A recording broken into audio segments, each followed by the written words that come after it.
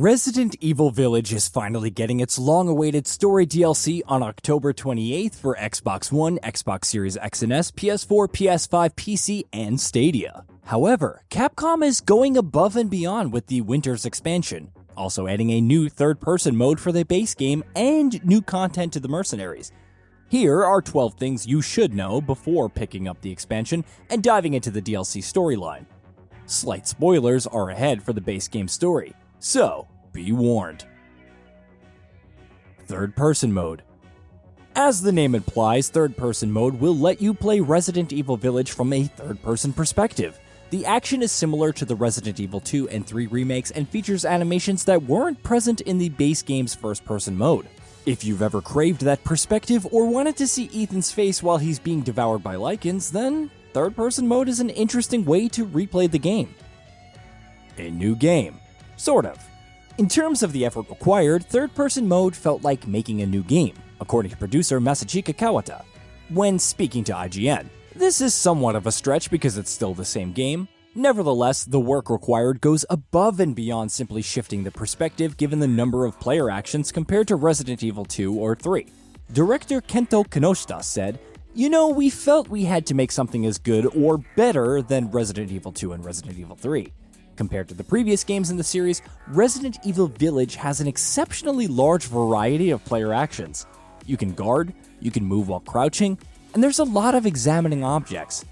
We made thorough adjustments to ensure that those unique animations would look completely connected, and that it would be playable at a good tempo. So if everything feels smooth and works as it should, then that's due to the work put in by Capcom. The Mercenaries Additional Orders. The Mercenaries offers a hefty amount of new content and update courtesy of Additional Orders. It adds 2 new stages and 3 new playable characters, Chris Redfield, Karl Heisenberg, and Lady Dimitrescu. Each has unique abilities and powers that can radically alter the gameplay and even lead to some new strategies. Abilities for Chris, Heisenberg, and Dimitrescu. For instance, Chris Redfield possesses top-class gear and can use a target locator to call down support fire on a group of enemies. He also has the Straight Punch, which delivers a strong blow to enemies, though it can leave him wide open. Defeating an enemy with Straight Punch fills the Onslaught gauge. When full, the attack is faster and deals even more damage.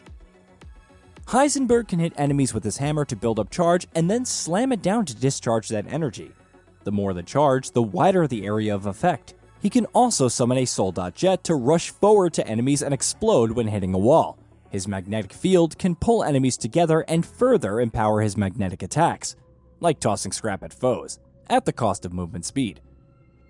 Finally, there's Lady Dimitrescu, who can rip enemies apart with her claws and use Lady's lipstick to increase her power and movement speed.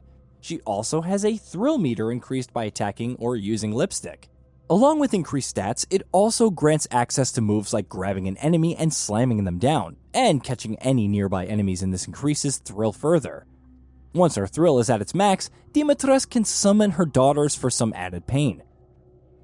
The Bloody River and Bloody Village. The 2 new stages added to the mix are the Bloody River and the Bloody Village, for a total of 10 stages in that mode. The former seemingly takes place near Moreau's Reservoir, while the latter is closer to the windmill. Both have a variety of elevations and different foes waiting to tear you apart, but what else they bring to the table remains to be seen. Shadows of Rose story. Taking place 16 years after the conclusion of Village's story, Shadows of Rose focuses on Rosemary Winters. While seemingly leading a normal life, her powers are still very much present. She finally decides to seal them away by delving into the mind of the Megamycete, the source of the mold that appears in the village. This leads to a different version of the village, a realm of consciousness created from memories absorbed by the Megamycete.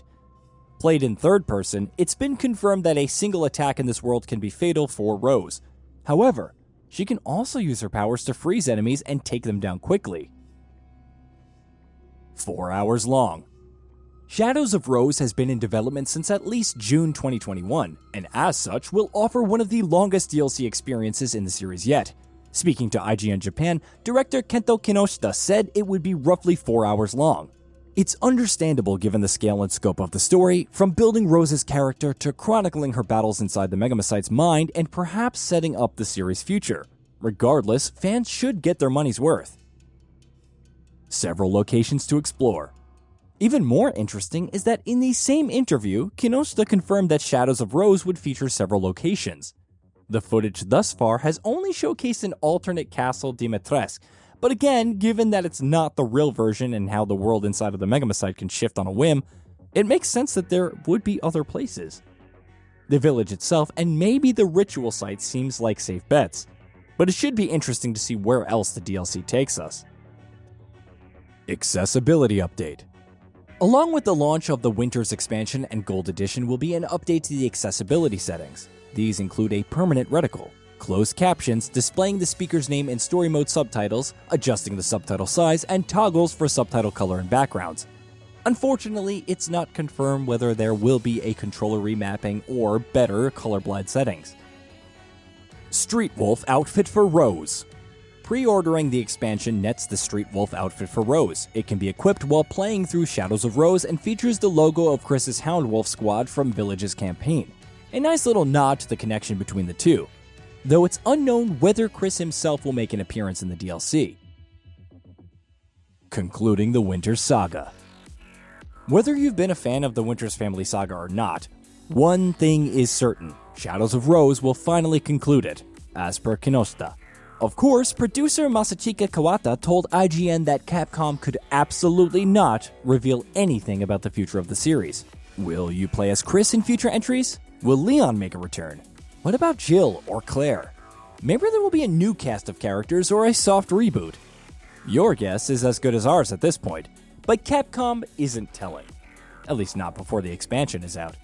Regardless, the Winter's chapter will be closed, hopefully with a happy ending for Rose. Resident Evil Village Gold Edition. The Winter's expansion is a standalone purchase for current owners of the game. However, newcomers who want everything in one bundle can purchase Resident Evil Village Gold Edition.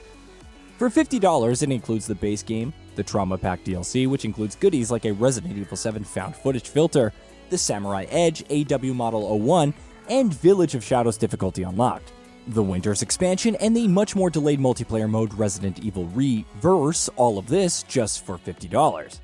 Considering the Winter's expansion costs $20 on its own, it's not a bad deal, especially for someone who wants all of the content in one place.